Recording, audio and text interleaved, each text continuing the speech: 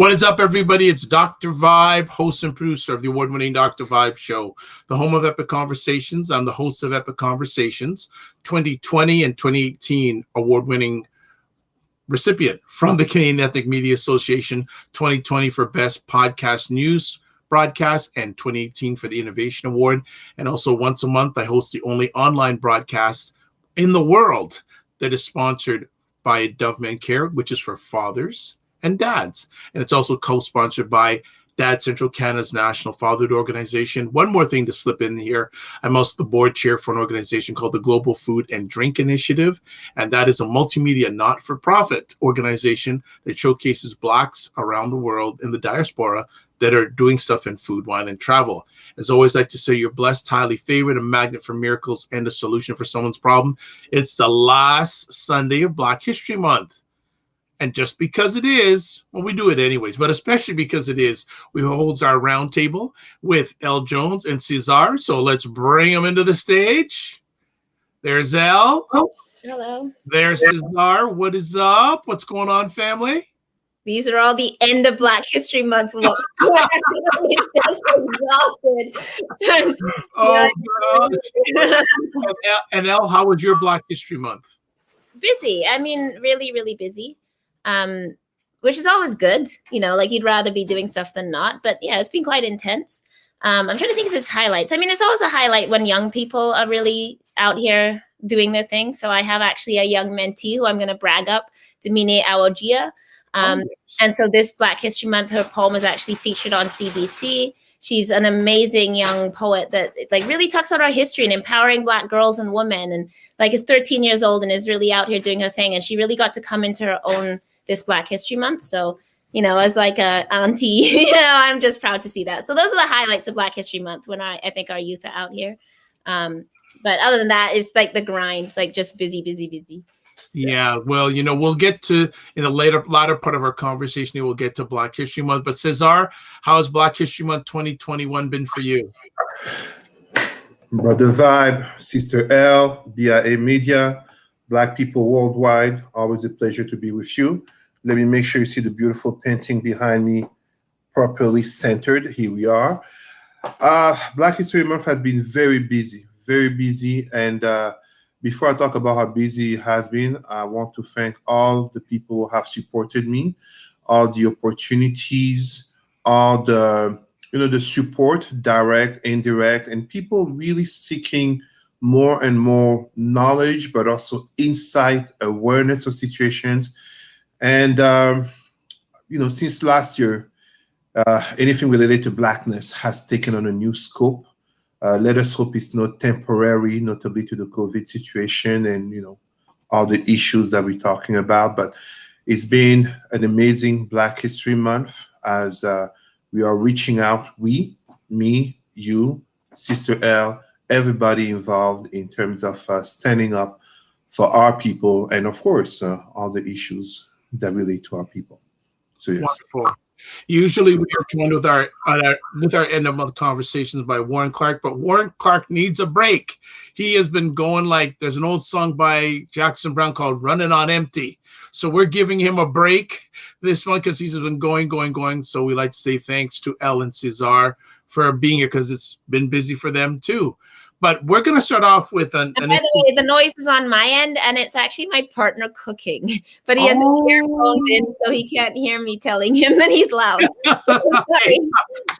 Sorry, Cesar. I thought it was coming from you. So please don't sweat the technique. All right? That's all good. It's all good. Too. So good Black man in the house here. So we don't want to critique him. He's making food. Hey.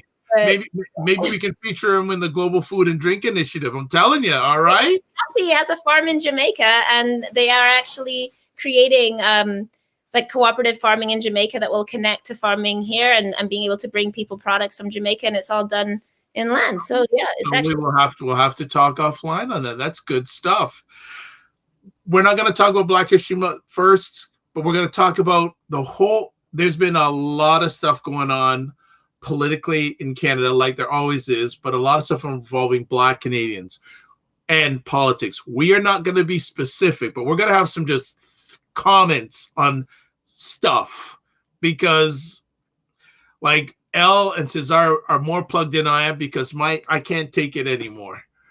Because like I hear stuff and I'm shaking my head.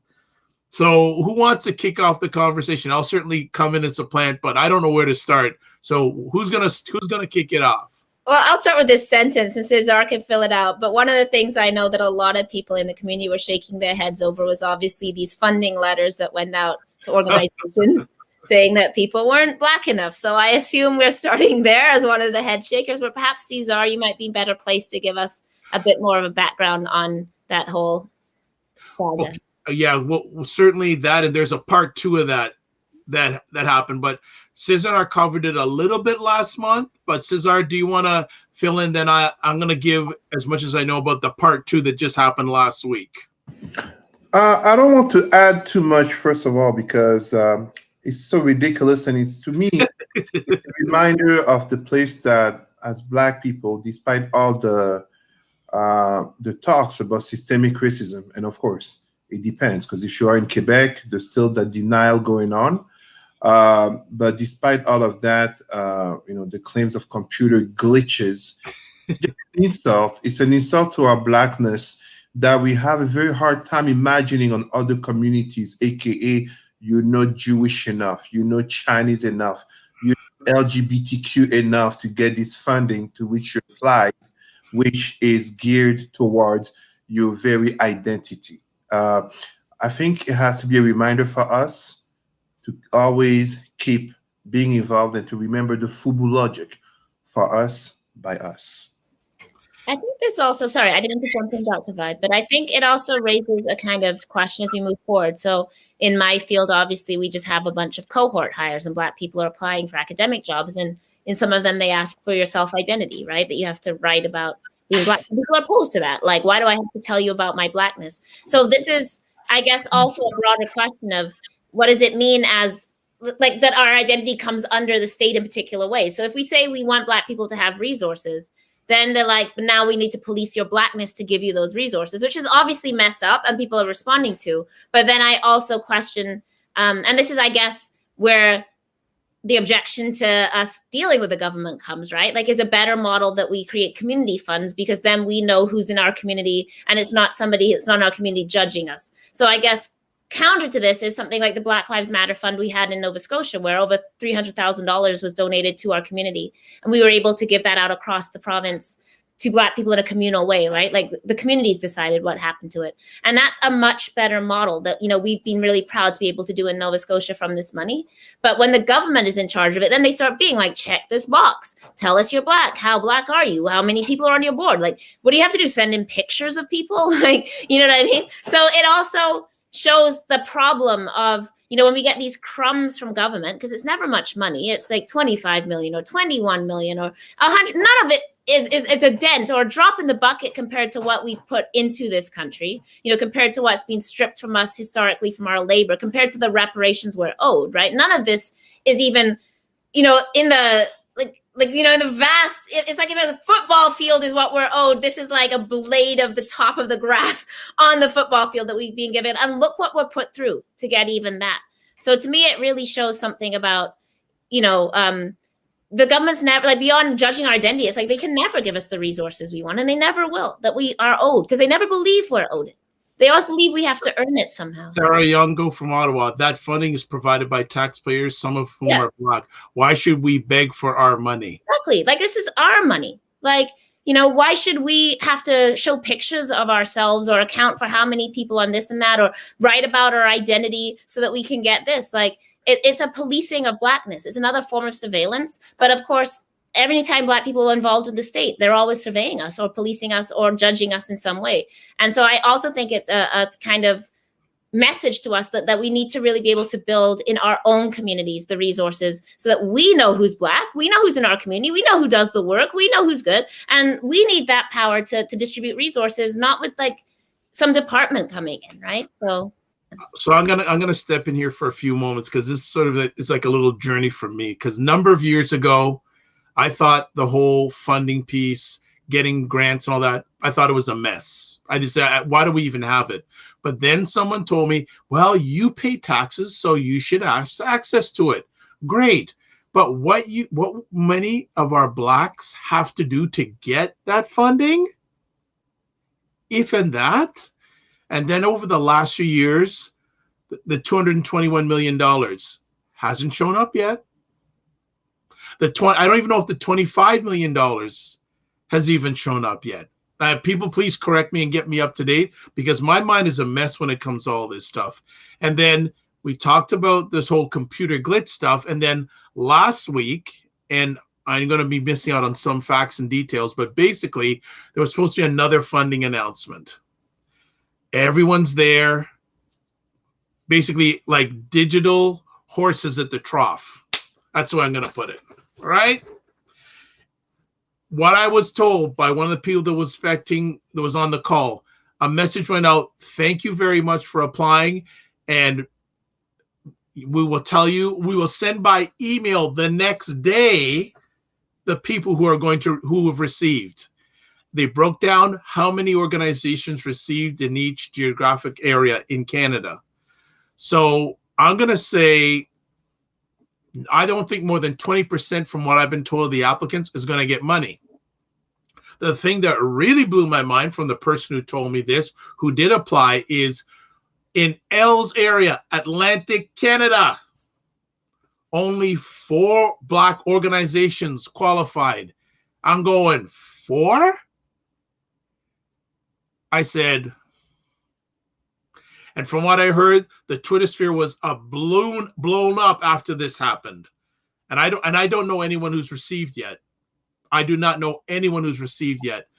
I would like to say that the funding system is an absolute mess. And you see how it pits us against each other as well, because then everyone's like, who got the money? Why did you get the money? Why didn't I get the money? And then they're fighting with each other as though white people don't get 99.99999% of all resources and money. But now we have to compete over 0.0000001% against each other and be mad at each other because how come you got and what's your application, right? So it's this idea of this scarcity that Black people are supposed to then compete against other Black people. And then like white people are off doing their own thing, right? So it causes friction amongst us too, because then like, who got money? Why did you get money and I didn't get money? How come, like I didn't even know to apply? Like, how are you judging this? Who set this criteria? Like it destroys our communities. It's been going on for generations in our communities. It's very violent how our communities end up relating to each other. I want to go ahead, Cesar. Just to add to what Sister L is saying, the very danger of the nature of the system, a system built on white supremacy, a capitalist system, which, of course, capitalism is born from mercantilism, aka the slave trade of Blacks by Western Christians. It basically makes very truthful the very illogical reality of crabs in the barrel, where crabs, aka Blacks, should not even be in the barrel at first. Now, at the same time, in saying that, we must always address our very sense of community, our organizing, our sense of unity, our sense of coming together as Blacks to stand up all together instead of fighting in terms of getting closer proximity to whiteness and as such to have crumbs. I think it goes back, the conversations that we're having today go back to an ideological debate. When I say debate, it's not so much a versus debate, but Martin Luther King and Malcolm X in terms of the nature of integration, where ultimately the very danger becoming not so much those openly overt racist whites, but the average white person who basically becomes quite comfortable with the statu quo and a semblance of liberty, freedom, and opportunities to Blacks, but then it creates constant competition among the few Blacks who even can get to the door being open, and by default, it creates a situation where those will get to have a seat at the table too often. I'm not saying all of them, I don't want anyone to feel offended, but too often feel like they have to wear a mask or they have to cooperate with the system in order to keep the place at the table. It's very dangerous, it's very toxic, and we should never content ourselves with a few millions when others get billions. I'm not saying that they don't deserve to get the billions that they get. I'm not saying that. When we look at the fate of indigenous people in Canada, they deserve even more than billions. But I'm saying we should never content ourselves with a few millions that we're getting under conditions that are notably not established by us and under a control which is not by us. I spent most of last year hosting or being part of sessions with many Black not-for-profit organizations in this country. And people may come at me for this, but we got to get our act together, folks. I'm being very serious. There are a number of organizations out there that are playing checkers when we need to be playing chess. And I'm going to be honest here, and people can come back. There's a number of organizations out there shouldn't be in existence. Sorry. Because they're not being right. And also another thing that needs to happen. Don't worry, Al. I'm taking it for you today. Some of the leadership needs to go. Well, I think we also have a mentality, like a scarcity mentality from when we didn't have a lot of successful Black people, right? So, and I'm putting successful like in quotes because we've always had successful Black people. It's successful that we survived. It's successful that we have children in our families. It's successful that we live in our communities. But under, white, we weren't allowed to go to university. So we had, like one preacher, one teacher, or one lawyer or whatever. And I think that we've been taught to expect very little. So when it comes to organizations, and I'm not calling out or naming names here, I'm saying that we haven't historically accustomed ourselves to practices of transparency and accountability and collectivity. And working together. Yeah, because the government has dealt with us by splitting us up and saying only these 20 people get to come in the room. Only these 10 people get to consult. And we need to push back on that and say it's all of us or none of us. Everybody in the room or nobody. Like everybody has the information. Everybody gets reached out to because that's how we stay solid. And how they divide us is they say you, but not you. You can come into the meeting, but not you. You can have money, but not you. And then people go, well, now my paycheck depends upon me going in that, so it's a long practice thing by the government. They always put in people. And I'm not saying those people even have bad intentions. I'm saying this is what white supremacy does. I mean, I don't mean the Black people have bad intentions. I mean, the white people do. I think that, then we get caught up. We have to pay our bills. Our money depends on this. If I do something against the government, I can't get it. And they put us in those positions. And one of the things that happens is there's no accountability and transparency. Like, what is the money doing? And the government doesn't want to tell you that. They will never tell you what we made a decision on. And then people feel like I need to keep it secret. And there's a lot of secret keeping. And I think that is really damaging to our community, right? And it's a practice we're going to have to learn to do differently. And it's hard. I understand that. And I'm not blaming us because I'm never ultimately blaming us. We react for survival in a society that doesn't want us to survive. And we always are trying to run ahead of something that's always trying to pull us back, But yeah, I think they deliberately, they want organizations because they don't want people. They don't want masses of us in the streets, right? Go ahead, Cesar. You're on. Fact. Okay, there you go.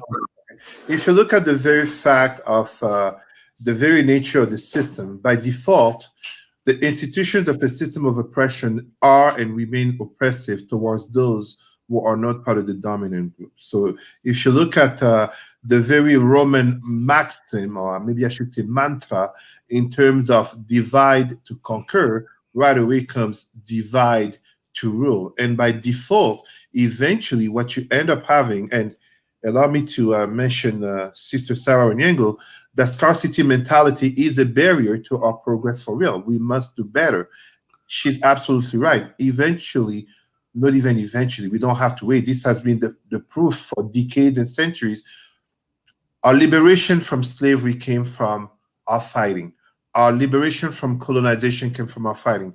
Our liberation from neocolonialism, which is ongoing, will only come from our fighting, just as our liberation from systemic racism will only come from our fighting. All the talks of allyship, white allies, and which government comes in power, that's extremely relative. Anything that can help is great. The problem is that if we content ourselves with just anything or accepting the little, we ourselves trap ourselves, especially we trap our children in a mentality of lowered expectations, which notably is reflected in terms of lower standards, notably because we have constant infighting for a small place at the spotlight where basically it becomes so conditioned to, you can't say this, you can't do this, you must look this way. I mean, it's like I tell people all the time, it's not accidental that I make sure that I come with a strong African look and a strong Pan-Africanist ideology to show to our brothers and sisters, and notably youth in high schools, yes, you can do it while being unapologetically Black, because that, when you understand that, you also understand the sense of unity. You also understand the importance of collectivity, of coming together to change the narratives.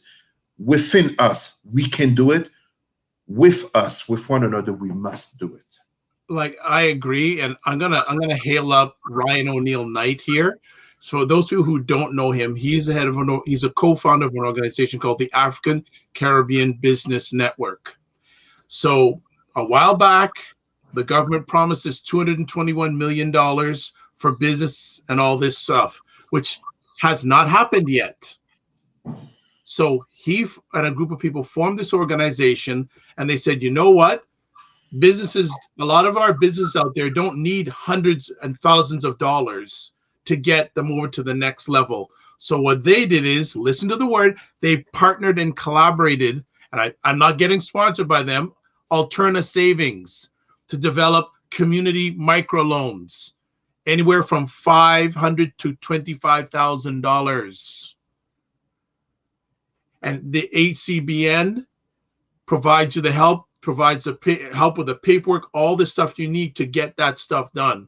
We, as a Black people, we can't just look at one way of getting things. We have to collaborate together. We have to find our allies out there, because every day we don't do it, we fall further behind. The government hasn't given this money. And then people are looking to get money from the government who are running the nonprofit organizations. What are you going to do if you don't get the money? Right? What are we going to do? How are you going to survive? We have to collaborate. Let's get our egos out of the way and realize at the end of the day, we want to serve that Black man, that Black woman, that Black child in the street. Because if at our level, if we don't get it right, we should be hurting that we're affecting people, lives, and our future. Collaborate, folks. And there's more than one way. There's a number of foundations out there that you can apply and get money from. Don't look at the government.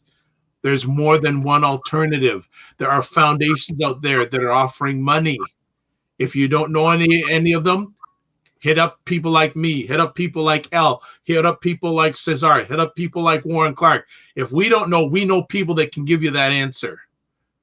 Because we don't want, as my friend D. Chansonberry said, we're not united. That's another conversation in a minute. But I want Black people to stop surviving and start living. We need to start living. We're too much in a survival mode. It's like when I was younger, there was a cartoon, Bugs Bunny and the Roadrunner. And the Roadrunner on the cliff. He always had his fingernails on the side of the cliff. And most of the times he fell down into the gully. We can't do that. We got to collaborate, get ourselves up, and get into the race. I'm complete.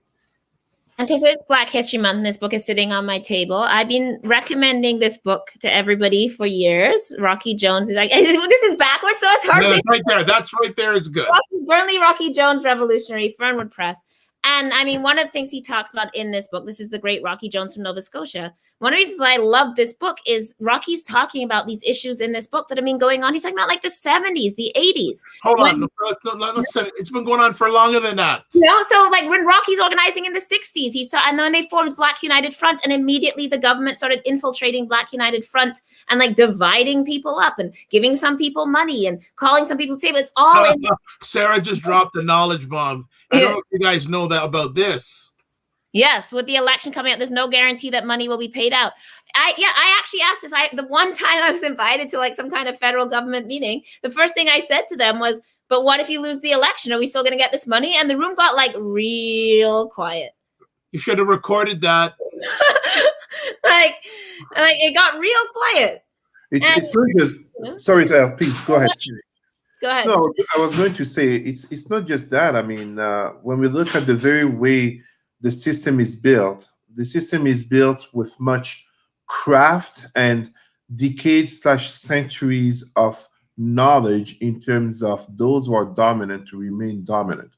A lot of Black people like to think that like demographic changes will affect white supremacy when it's not exactly that. It's the mentality where you can have, even if those who are in power, I'm not talking about the average white person. I'm talking about those white supremacists in power. Even if they are statistically a minority, they can keep control, they can keep power, notably because they can keep control of those who could replace them, even with a darker face.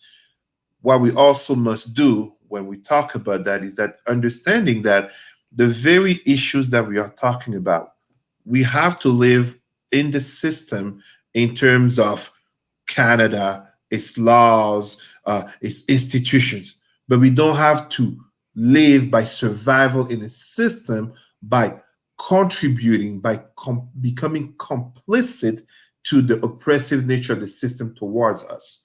I like to sometimes remind my Black people that we don't see Jewish people, we don't see Chinese people protesting for the dignity of their lives. That should be very much telling us of something, and that something, allow me to bring some of the words of our brother Malcolm X in talking about the Black men and women in the Americas will never be respected as long as Africa is not respected, and Africa will never be respected as long as Black people worldwide are not respected. We are all interconnected. We can divide ourselves, country, usually created by whites, religions, whites and Arabs, political affiliations, which is really a waste, as we're going to talk about. We can divide ourselves in so many different ways. But from the Americas to China, Australia to Russia, in Europe, we are seen first and foremost as one thing, as Black people. We are it. From the dark-skinned midnight brother and sister to the mixed person with green eyes and blonde hair who may be white passing until they're like, hey, you Black. Maybe there's a new Twitter campaign or a social media campaign. We should go hashtag cut the check. Cut the check. And then, yeah, so people in Canada, if you didn't know, yes, an election is coming. I had known for the last few weeks. So my question is, what are you going to do with this election? Are you gonna hold your representatives accountable? And let's talk about how last election, despite certain promises, I mean, who do we even, like, beyond even bigger political issues, who do we have in cabinet? One Black person? Like, and that's like, besides, before we get into any of the philosophical stuff, just on that, which isn't even, like, that's a small issue, but do Black people get rewards for their loyalty in this government? Do Black people who have served multiple terms and should be by any measure in serious positions, how come we see them being rejected and not getting what white politicians get when they're loyal to this government and serve them and go out for them? How come Black people are like literally thrown out there whenever there's a Black issue, get out there, talk to your community, and then what do you get back? They don't even reward their own people. Never mind us, and never mind like poor Black people living, you know, in prison or facing deportations or living in shelters, or like, never mind them, right? So yeah, what are we going to ask? That's a really important question. Like, when are we going to stop? Like, when they throw us like, you know, $20 million and then they're like, vote for us, like, you know. And I really briefly want to talk about the Justice Bill, Bill C-22, which came out a couple of weeks ago, which they claimed would address systemic racism. We have been asking for full abolition of minimum sentences because they are unconstitutional and they largely affect Black people. A lot of the minimums they have in are things like gun minimums that are directed directly at Black men. One of the reasons why they didn't abolish minimums, they said, well, we need to address gang violence. Like, what do you think that means? So even the bill where they're talking about we're making this move to fix systemic racism, they're like, but don't worry, Black people aren't going to get away with stuff. We're going to keep in minimum so we can put them in prison.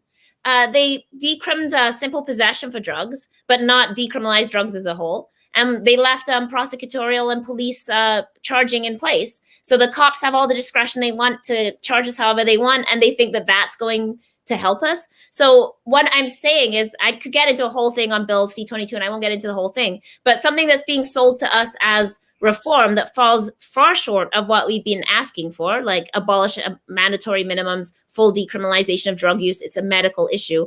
We can't even get that. And then they tell us that that's addressing systemic racism when they leave everything in place that makes us face racism in the courts, including, for example, like still, if you still criminalize drug use, if you ask for fines, Black people can't pay those fines.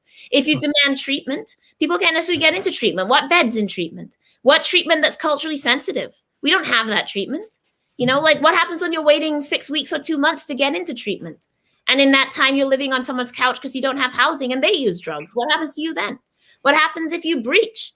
And then they're like, oh, well, like we gave you a chance. So like, I'm just saying that's one issue that they're trying to sort of sell to us as we listened to you on justice. You guys went out in the streets all summer and we're listening to you, and they didn't listen to us at all, because that bill doesn't do anything that we need or want, or just like small, but not at all to the state that we need it.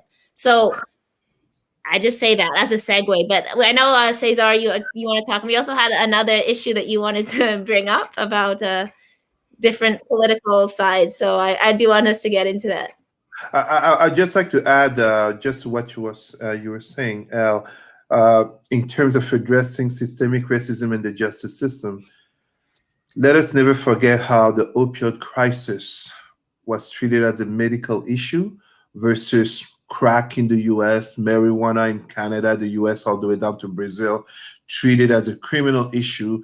And we know who most likely gets to go to the hospital for the substance abuse problem versus who most likely is going to go to jail for the substance abuse issue, which notably fed an entire industry beyond the prison industrial complex, but also employment, notably to majority whites. It's uncomfortable, but it must be said. And when we look at the COVID situation, the pandemic, the disproportionate infection rates, we look at the social determinants of health, I think more people are becoming aware, are able to see the systemic racism that we talk about. The question for me, as winter is ending, are these people very much willing to protest and to speak up because there was a pandemic, lockdowns, and there was no entertainment or TV? Or will they still be vocal and protesting if need be, boycotting even better when vaccination and better times occur? These are the questions we must address. Dr. Vibe, we can go to the next topic. Okay, I think we did good with that one.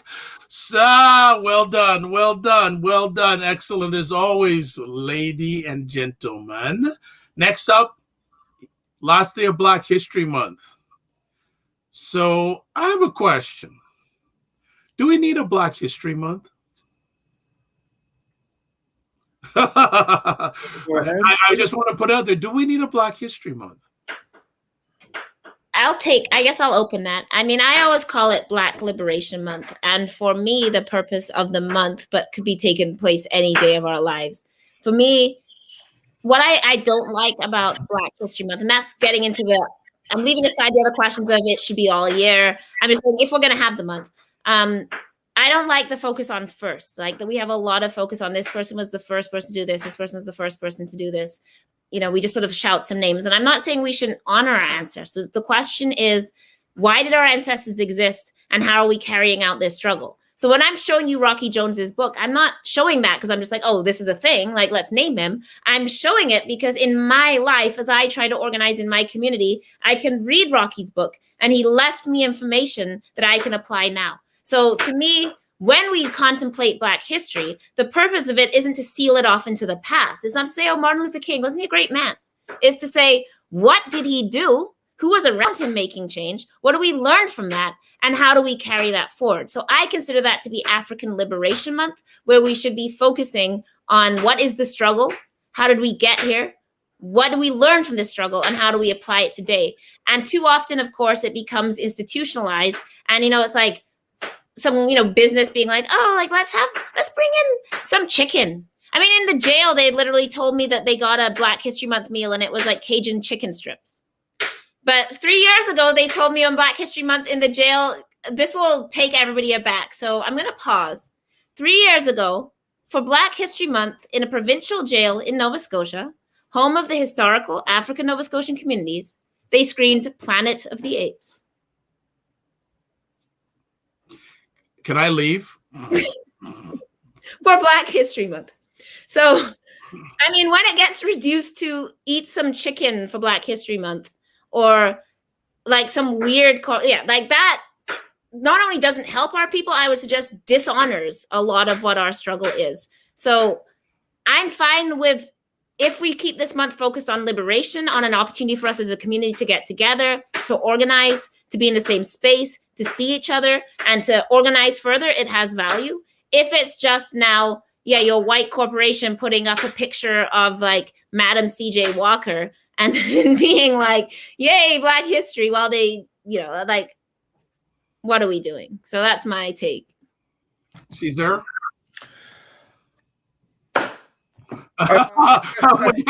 You're clapping your hands. Should I get up now? No. I don't think it's so much that we need. We must have a Black History Month with first understanding that, as I share notably in professional emails, as I share links and resources as yesterday, Black History Month is not the shortest month of the year. Black History Month is 366 days out of 365. It's every day. However, that said, I am born on January 27th, and thanks again for the surprise gift I had. So, as I'm born January 27th, there's something many Black people do not know. A few decades before my birth, exactly 35 years before my birth, January 27, 1944, that was the date of liberation of the Auschwitz camp. And what happens every year on January 27 is that Jewish people, and notably in Israel, they stop. They stop everything they do. The cars stop on the roads. They stop at a specific time, January 27th, for, I don't remember if it's 1 minute, but for a moment of reflection regarding the identity, the struggle, the liberation. When I say that I support for Black History Month to continue, it's in the spirit of going further than the official heroes to celebrate that we are given. Example, we are given a certain image of Martin Luther King while making Black people fear that he was a radical, and it's greatly part of the reason why the U.S. government, surprise to many Black people, the U.S. government contributed to killing him. Mm-hmm. We had an image of someone like Abraham Lincoln as the hero who started the Civil War to liberate Black people from slavery, and he had a hero, Frederick Douglass, next to him, and yet, how many of our Black youth celebrating Lincoln know that Lincoln was, yes, an abolitionist, but he was also a segregationist who deemed Black people inferior to whites? I want for my people to, Black people worldwide, that when we celebrate Black History Month, as we've seen the context of 2020, George Floyd, Black Lives Matter, global protests, systemic racism in the pandemic context, to celebrate beyond the official narratives, but to learn about not just slavery and colonization, because that's not the end of our history. To learn beyond that, to learn about our royalties, to learn about our glory. Earlier this week, a Dutch photographer released a photo of basically what Pharaoh Amenhotep IV, aka Akhenaten, and Pharaoh Queen Nefertiti, aka Nefertiti, look like. Mm-hmm. They were Black. They are Black. It's important that we come to understand this, because one of the things that happened is And allow me to just show quickly two books that I travel with. So in my work bag, I have 5 books that I always travel with. We must educate ourselves. I'm saying we must not wait for the system to educate us.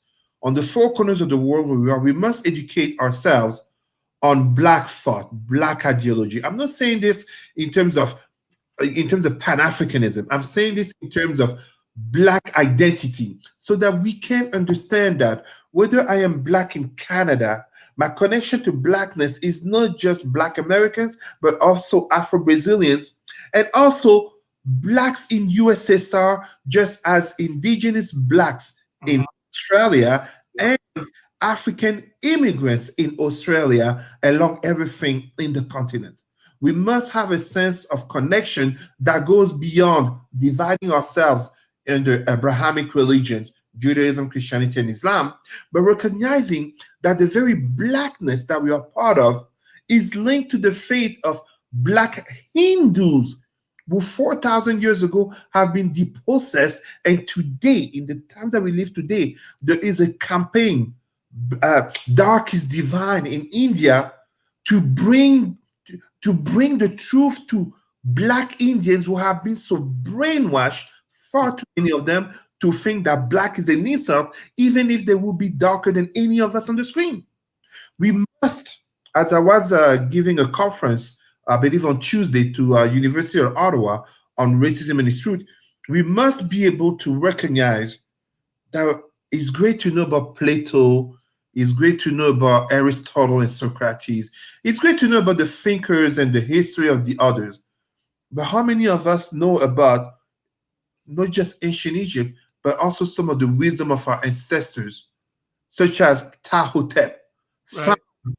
4,000 years ago, the 26th century before our common era, some of the words of wisdom written in Medu-Neter, the hieroglyphs, in terms of the sense of pride that we can get, in the same sense as you speak to those in Chinese leadership, they speak to you with the logic of Confucianism, with the logic of Taoism, just as those who are Japanese, they speak to you with Bushido and the very logic of their culture, just as etc., etc., etc. We have to be able to come to that when we truly want to speak about valuing Black History Month, but truly, as Elle was saying, as Sarah was writing, Black liberation, 365 days. Because we are so colonized. We are so mentally enslaved. I mean, as I give an example in my conferences, no matter how intelligent I can come off, no matter how I can raise my fist, no matter how I can dress like I'm Kunta Kinte before he became Toby, at the end of the day, a Black man named Cesar is something very abnormal, when we know very well we will never meet a white man named Kofi or Kunta Kinte. I really want to shout out Sarah's comments as well as the other comments. We gotta put Sarah on fire today. So first she said we need to look at the only as well as the first, and then put more energy into questioning why that person is the only in his or her given field. And then she also says non-Blacks need Black History Month.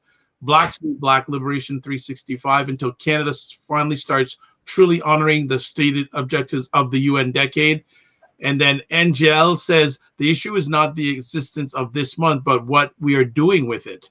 It's the spirit we're caring about this month. So, Elle, yeah, I just also any of those comments, good comments there. Great comments, and I just wanted to briefly talk about a book I just read. So, Pearline Oliver, a book. Obviously, she's passed, so this is compiled from interviews, her own papers and stuff. Her book just came out. And I didn't know too much about her. My whole sort of life, people have told me in Nova Scotia, you would love Pearline. Like Pearline, you'd be all about Pearline. And one thing I want to shout out about this book. So first of all, I did not know that Pearline Oliver was responsible for Black women being able to take nursing in Canada. And many people may know Ruth Bailey, who was one of the first 2 Black nurses to train in Canada. And it was Pearline that worked to get people like Ruth Bailey into nursing school. Because Pearline, a girl had come to her door who had tried to go to nursing school, was very light-skinned, could have passed. And when she got there and checked Negro, they told her no. And Pearline since then fought for her. And I didn't know that. But to go to what Cesar is saying, what we're saying about the only, there's a really interesting chapter in this book about Viola Desmond. And we get a bit of a retelling of that story. So we've sort of been given this very singular, okay, so Viola Desmond sat in the theater. You know, she did it 9 years before Rosa Parks. Well, Carrie Best, 5 years before Viola Desmond, Carrie Best, who published the newspaper that wrote about Viola Desmond and really publicized the case. 5 years before that, she had actually gone in and done that on purpose so that she would get charged so she could challenge the law. Does anybody know that?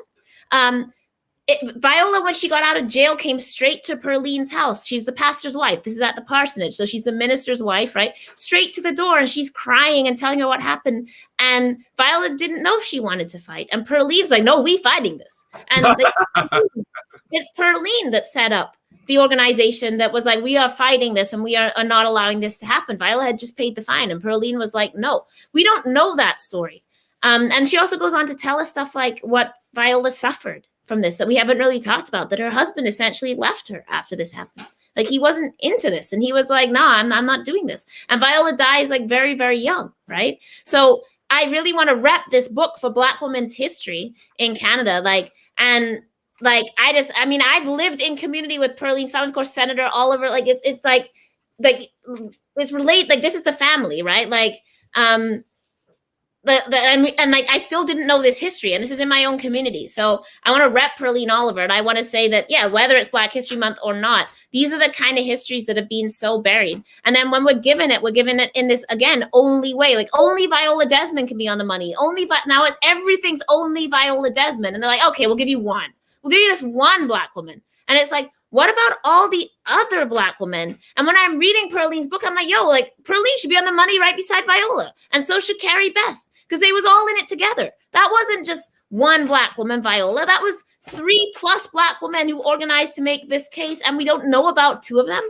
Like, how am I supposed to live as a Black woman in Canada when you can't even tell me that Perline existed? And like, I've lived my whole life, and Perline was an organizer. No one ever told me so that I could read Perline to find out. Like, this is a disgrace in terms of how Black women's history is so buried. And then, like, we're given a fraction of it. So I agree completely. Like, this rhetoric of the first and the only is actually about excluding the many of us that actually have worked for liberation. Interesting. I was listening to a commentator this week saying that when you hear about the first and only, that's making white history. That's not making Black history, because it's the first one in white environment. It's not Black history. And Sarah's here, man. Sarah, when are you coming and join us one week? Come on now. Carrie Best, founder of the Clarion and mother of James Calvert Best, one of the founders of the PFPC. That was one of the founders of the Brotherhood of Railway Porters. So this is like union history in Canada and labor history in Canada. And thank you, Sarah, right? And Carrie Best is so like underknown. Like, this woman, the Clarion, like, her newspaper was, I was reading commentary from Carrie Best again about like social issues we're dealing with now that she was writing within the 50s and 60s and 70s. And, you know, like, we like to believe that we're here in 2021 doing new things. And it's like, no. Like, Carrie Best was doing these things like 60 years ago, and we don't even know about them. You know, it's wild. When you bring up topics like people writing back in the 50s, 60s, 70s, and we're doing the same thing today, what is that saying about us? Like,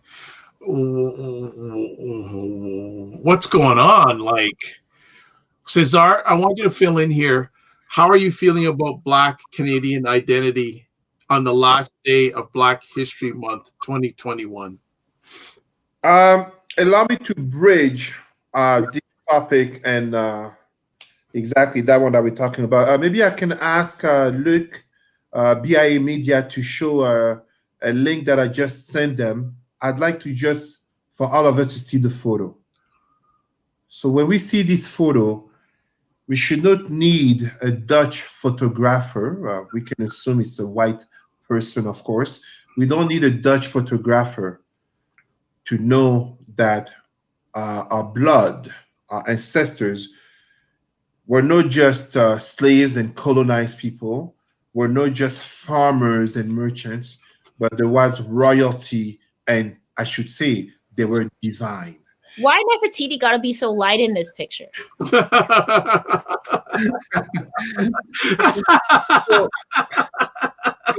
when I see the question of Black identity, it really comes to me from our youth to the adults, how are they seeing themselves first and foremost? Are they able to see themselves? And I'm not here talking about Black Panthers. It's not for everyone. Most people, the vast majority of people, just want to be able to live, be able to pursue their dreams. For those who want to get married, to have children, and to live happily, peacefully if possible.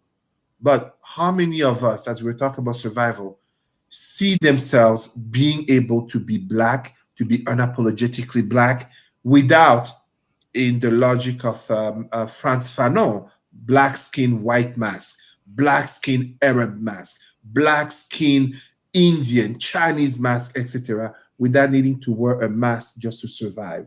So when we talk about on this last day, Dr. Vibe, as you asked, this last day of Black History Month, and looking at Black identity, how I see it, allow me to to go back to politics here.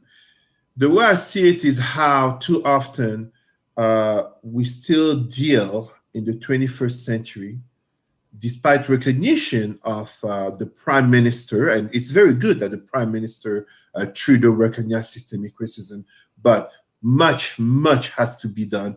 We still deal with a reality of constant insults to our Blackness. Allow me to give a quick example of what's going on in Quebec. In Quebec, in a matter of a few months, where the indigenous lady and mother, married mother of 7 children, Just Echaquan, died in a hospital after recording the racism she was a victim of. The Quebec Parliament rejected the report on her death, mainly because it called for recognition of systemic racism. This is the same Quebec where a few weeks ago, actually, I think it was 2-3 weeks ago, a brother, Mamadi Camara, arrested, mistreated, 6 days in jail, his reputation, etc., destroyed on false allegations. And yet, this is also the same Quebec. And I'm giving the Quebec example, absolutely not in trying to say Quebecers, white Quebecers are more racist than the rest of Canada, absolutely not. But it's a very telling. This is the same Quebec where you end up having a minister, basically a ministry to fight anti-racism, to fight racism by a white man whose only credential is that he has a mixed wife. It's ridiculous.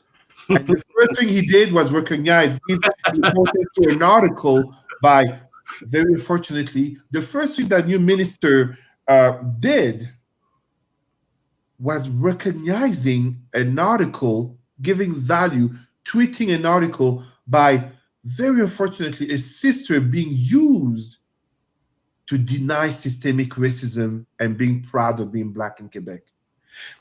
Being Black is very much recognizing that our Blackness, is it still defined by us as being unapologetically Black, or is this being controlled by those in power? Allow me to give a last example, and then I pass the mic to Sister L. I think it was 2 days ago, I think it was Thursday, or 3 days ago, Thursday, as I listened to the Black History Month address of conservative leader Erin O'Toole. And as I had conversation with some of my sisters and brothers who identify politically as Black conservatives, to me, you know what I think about Black people siding left or right. But it was interesting how their leader still does not recognize systemic racism. Oh, yes, he recognizes racism, but guess what? Donald Trump recognized racism exists. Bolsonaro in Brazil recognized racism exists. I don't know a white person who doesn't deny that racism exists, but recognizing that systemic racism exists is a completely different thing. When whites say racism exists, they're speaking more in terms of individuals. When you become able to recognize, and we have to give credit to Trudeau here. I'm not giving him a pass. Remember, blackface, brownface, I don't forgive. But we have to give him credit here. When you recognize systemic racism exists, you understand it's about the structures, the institutions, the entire system. And as such, even though we can have a privilege of being here in the media, of being here employed, of being in certain positions of influence, at any moment, our blackness can be used against us to bring us down, to basically ostracize us, to mistreat us. So the truth about February 28th, 2021, to be quite honest, with much respect to global protests about Black Lives Matter, systemic racism and social determinants of health, June 6th, the Capitol, the truth is that February 28th, 2021 looks very much like February 28th, 2020. February 29th, 2020, it looks like any other end of the day, Mhm. in February. Ultimately, FUBU logic, for us, by us, not awaiting from the system, not awaiting from well-willing allies, not waiting on corporations who on February 1st suddenly discover, oh my God, it's Black. Yeah, raise the fist. No. I'm gonna I would like to comment as well. Sorry, I just Right. wanted to shout out Sylvia's comment. Yeah, I want to bring that comment up. So, Luke, if you can bring up I want to read this short put to L. Speak, telling our full story about us, for us, and by us. We do not need to make sure that what exists is shared with schools and community. We are pushing these stories, which are available at the Delmore Buddy Day Institute. We are pushing to write more and more and share the facts, contributions of our resilience. They're also available on this platform, Dr. Vibe's platform, and many other platforms. Over to you, Elle, my sister. Oh no, I don't know. I don't know if we're wrapping up because there's been about an hour. If we wanted to move to that shout out, yeah, no, I know Sylvia. I knew what you meant. And yeah, the Buddy Day Institute also has if you go in there, there's a display of many of these books that talk about history. I mean, you can't go in there right now, or you don't live here, but they have a library, right? I don't know if we wanted to go to that last topic, but then that's Cesar's to kick off. So well, but I just want to read what Sarah just put up. Yeah. It seems that white French Quebec is determined to cling to its victim status vis-a-vis white English Canada by stifling the non-white Quebec voices fighting to dismantle the very systemic racism in that province. Very good outlook.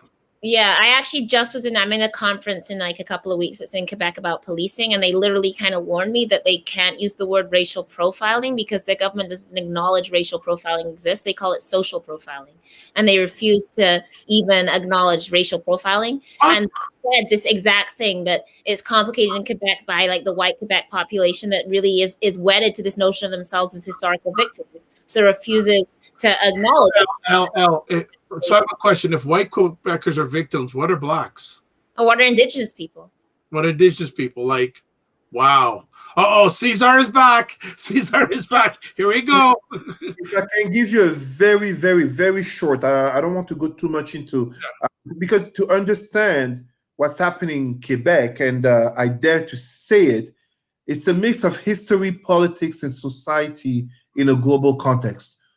The very language in terms of anti-racism, anti-oppression, systemic racism, equity, diversity, and inclusivity is not French. Quebec, just like France, denies this concept. They basically dance to the left, bob and weave to the right, etc., to avoid calling a kettle a kettle. And one of the things that you get is that in the French mindset, the very concept that we're talking about in the Anglophone world, for all the issues in the Anglo-Saxon world, 10, 15 years later, that's when it becomes topic in the French context. So what you end up seeing to give the example of Quebec, is the enemy is the bad Anglophones. And then you point out to the veiled Muslim woman as they're going to take over. And then you have the angry black people who are a bunch of Black Panthers. They hate white people. And then you have, to use a language that so many use, the perception of Indigenous people as still savages. It's very terrible, because one of the things that happen is that the systems of oppression always and still find Black people willing to play that game, willing to basically say the narrative of whiteness to make white people feel like, hey, I'm not racist. Look at what this person said. Look at what that entertainer said.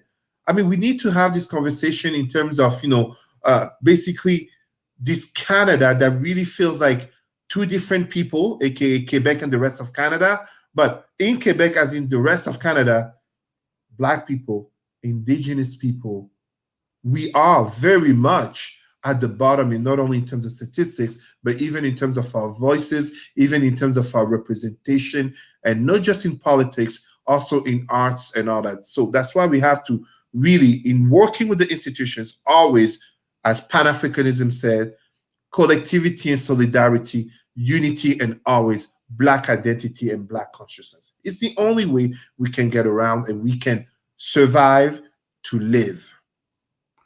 Well, I think we'll end there. One of the things I hope is that you, both of you and Warren, are as busy all year round as you were this month.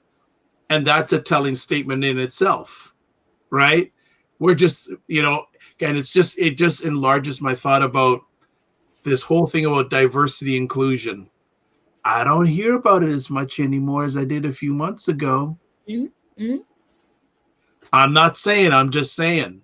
Or they're doing things without asking our community. So they're like, hey, we're doing this thing for you. Like, did we ask for that? Have you asked for our input? Did we get to say anything about this? Were we consulted? So how is this for us? Like, we have to keep the foot on the gas pedal continuously, right? Because I was speaking with someone yesterday and they were talking about, this organization's doing diversity and inclusion. I said, okay, well, who's measuring it? What is the measurement of success? There's too many. I just have a question for a number of organizations that say they're doing diversity and inclusion. Who's measuring it? And are you going to report the results publicly? It's very, very good to say you're doing programs, but hey, when our people have to apply for grants and loans, we're being measured. We're being measured. And if we don't comply, we get the rug pulled from us. Should it not be for these organizations that allegedly are doing diversity and inclusion? I've heard too many horror stories, especially this month in a lot of these online things, on how people that look like myself, Cesar, Warren, and Elle are being treated. And I'm going, okay, what about diversity and inclusion? They say it's a pipe dream. Smoke and mirrors.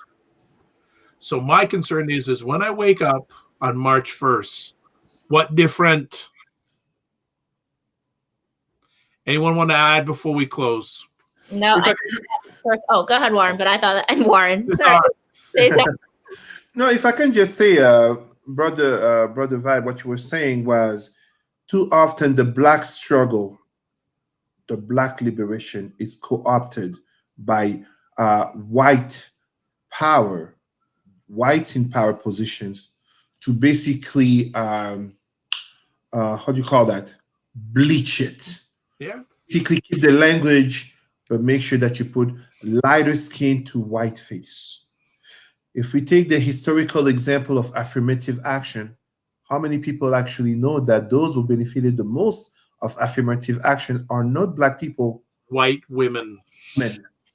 White women, notably in academia. Yeah. I think y'all will agree on that one. It sounds like a taboo topic, but it is absolutely truthful. When we look at very much, even right now, end of last year, December, as we're talking, the very work on systemic racism in Montreal that had begun with Balarama Holness and other Black activists involving Black people, the position to address systemic racism in Montreal was given by Mayor Julie Plante to a non-Black woman. Is she qualified in terms of her activism and her education? I'm going to tell you, yes, she is. But can you think of me being given a position to address anti-Semitism in any city because I did Jewish studies and look at me? That could never happen. That could never happen. So just as we were talking about this type of situations, just as we're talking about the very notion of equity, diversity, and inclusion, on another topic, we should not say inclusion, we have to say inclusivity. Big difference. It's like equality versus equity. I will explain that another time. But just as we talk about EDI, one of the things that happen is that it gets whitewashed. It gets bleached. It gets basically toned down to become more palatable to those in the dominant group and in power positions. AKA, yeah, bring it. Just don't bring it too hard, especially if you want to get paid. I was going to say that I think 80% of the backlash that I get is that people are like, that one's light.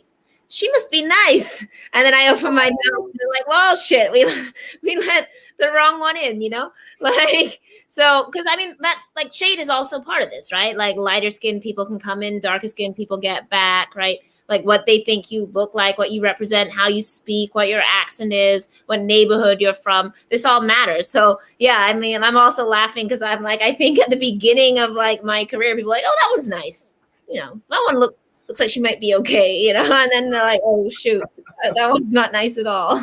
But again, this divide and rule, right? Which is also based on shade and appearance and positionality in the world. And are you from Africa? Or are you from here or from there? Right? Like, and it's all bogus, right? Like I'm just to be clear, I don't believe in like biracialism and like light versus, I don't believe in that, but I'm saying that like white people do, right? They created it. So their other sort of beloved way is to try and divide us up and say like, this one's educated, so they'll be nicer. This one's conservative, so they'll be nicer. This one, you know, isn't like the rest of them. This one grew in a white neighborhood. This one went to a white private school. They might be easier to deal with. So it's also our responsibility to like, you know, again, like be like, if you're getting me, you're getting all of us, you know? So just know that if you're asking me, don't be surprised when you get all of us, and like that I'm here to rep all of us, because yeah, I mean, and this is you know, I mean, to go back to Perline's book, you know, like this was a woman that was, you know, like a minister's wife, like the most respectable woman in the world. And she was hardcore, right? Like she's talking about going in and talking to the Chamber of Commerce and being like,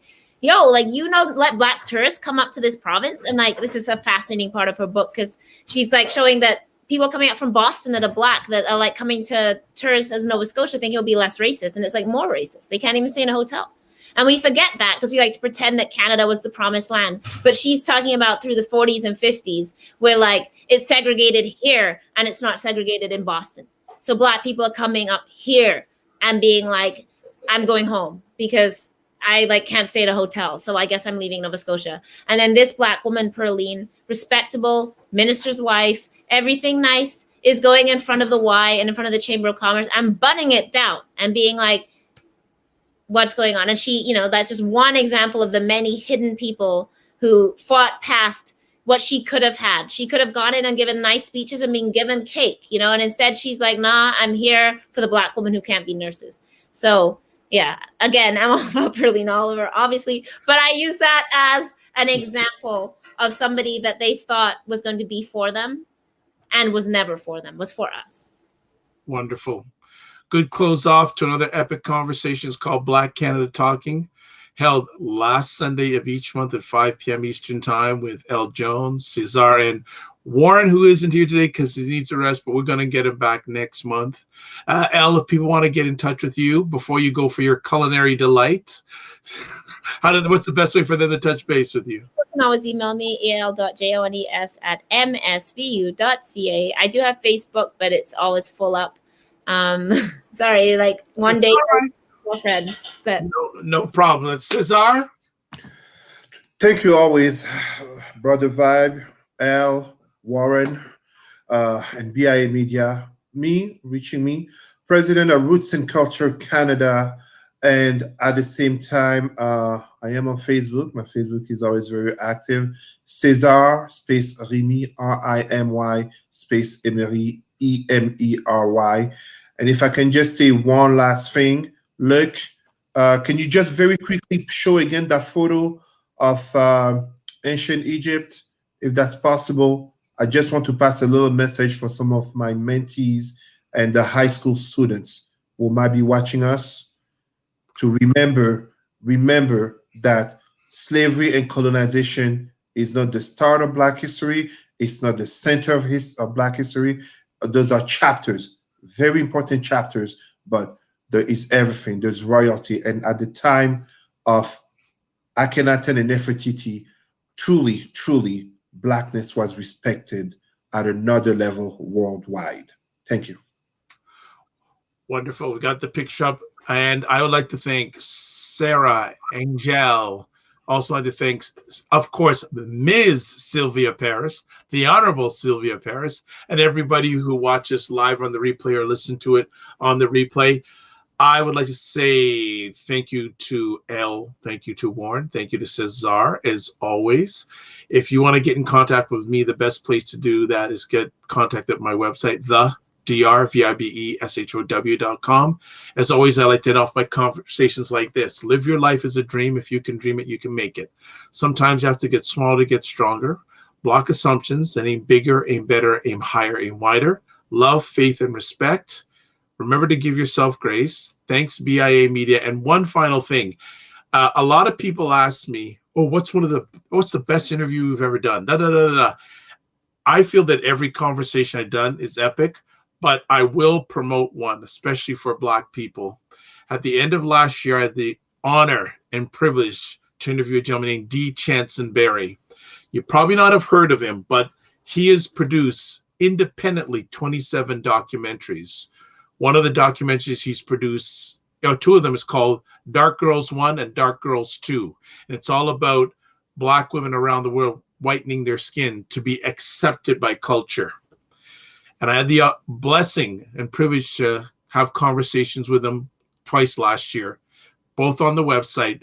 But in the second one that he did to the end of last year, I highly recommend every Black person watch that conversation. I've had people that are not Black saying, wow, that educated me so much. One of the great quotes he said, and this is what I'm speaking to Black people around the world, not just in Black History Month, but when you wake up tomorrow, think about this. Too many times, we as Black people are making dinner out of scraps. I don't want Black people to have to deal with the scraps of life anymore. I want us to eat dinner. Those who are worthy, because there are some that are not, but those who are worthy, I want you to have your dinner instead of having to make it out of scraps. God bless. Peace to all. Keep the faith. Thanks, BIA Media. Walk good.